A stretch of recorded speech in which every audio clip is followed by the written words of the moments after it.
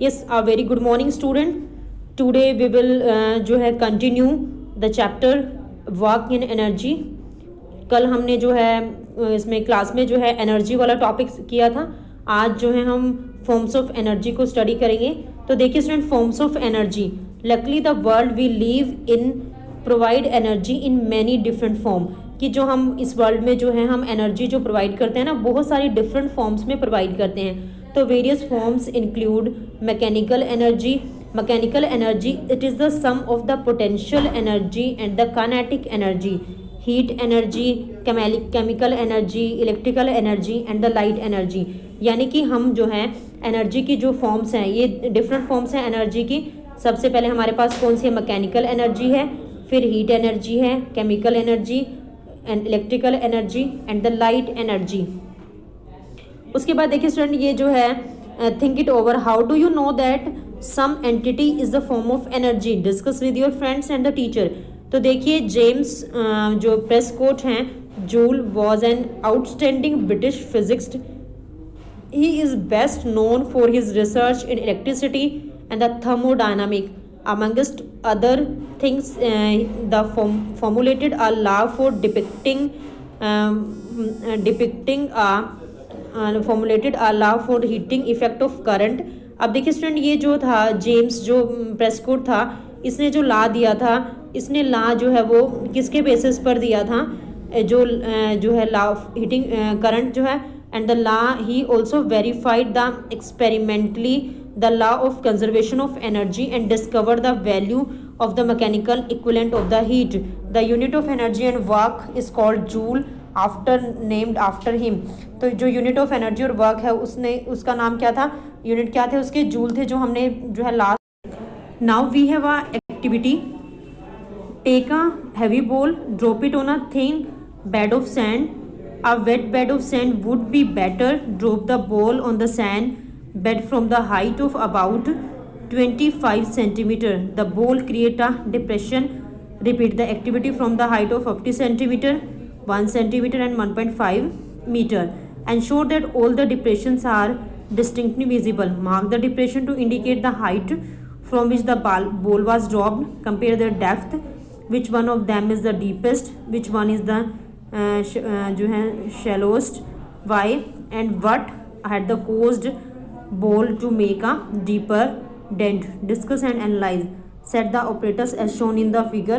Place a wooden block of the known mass in front of the trolley of the convenient fixed distance. Place a known mass on the pan so the trolley start moving.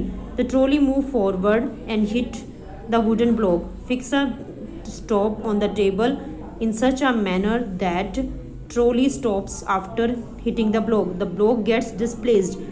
Note down the displacement of the block. This means that work is done on the block by the trolley as the block has gained energy. Where does it energy come? देखिए सुन, अगर block में जो है वो displacement हुई तो that means जो है उन्होंने एनर्जी जो है वहाँ से ली है, फोर्स अप्लाई हुआ है. अगर फोर्स अप्लाई हुआ है तो उन्होंने किसी न किसी जो है एनर्जी का क्या किया है? यूज़ किया है. जब वो किसी एनर्जी का यूज़ करेंगे तो ब्लॉक की डिस्प्लेसमेंट हो जाएगी. आप रिपीट करेंगे इस एक्टिविटी को. By increasing the mass on the pan, in which case displacement more. तो in which case the work done more. In this activity the moving trolley does work, hand is possess energy. तो moving object can do work. An object moving faster can do more work than a identical object. यानी कि जो object ज़्यादा faster move करेगा तो वो ज़्यादा work कर सकता है. A moving bullet, blowing wind, a rotating wheel, a speeding stone can do work. How does a bullet pierce the target? How does the wind move the blades of the windmill? तो object in motion possess energy. जो motion में object होते हैं वो energy को possess करते हैं. We call this energy kinetic energy. A falling coconut, a speeding car, a rolling stone, a flying aircraft, flowing water, blowing wind, running athlete, etc. possess kinetic energy. In short, kinetic energy is the energy possessed by the object due to the motion. अब student इसको mark कर लेंगे कि जो kinetic energy है वो energy है जब ऑब्जेक्ट जो है वो मोशन में होता है. जब ऑब्जेक्ट मूव कर रहा होता है उस टाइम पर वो उस एनर्जी को पोजेस करता है. तो उसे हम क्या कहते हैं, काइनेटिक एनर्जी कहते हैं। तो how much this energy is possessed by the moving object body by a virtue of its motion. तो by definition we say that the kinetic energy of body moving with a certain velocity is equal to the work done on it to make it acquire that velocity। तो यानी कि how much energy जो है वो उसने poses की है moving object ने मोशन की वजह से। तो डेफिनेशन से हम ये कह सकते हैं जो काइनेटिक एनर्जी है बॉडी की वो सर्टेन वेलोसिटी से होती है जो इक्वल होती है work done on it make it the acquire that velocity, ताकि वो उस वेलोसिटी को क्या कर सके, एक्वायर कर सके। Let us now express the kinetic energy of an object in the form of the equation. Consider an object of mass m moving with a uniform velocity u. Let it now be displaced through a distance s when constant force act on in the direction of its displacement. From equation 11.1 the work done w is, आपको पता है हमने first starting में किया था कि जो work done होता है work done is a F into S, यानी कि फोर्स इंटू डिस्प्लेसमेंट। तो work done on a moving object will cause the change in velocity, यानी कि जब वर्क डन होगा तो उसकी वेलोसिटी में क्या होगा, चेंज होगा। Let's its velocity change from U to V, यानी कि इनिशियल से फाइनल वेलोसिटी में चेंज हो जाएगा। तो let a be the acceleration produced, तो ए क्या होगी, एक्सेलरेशन।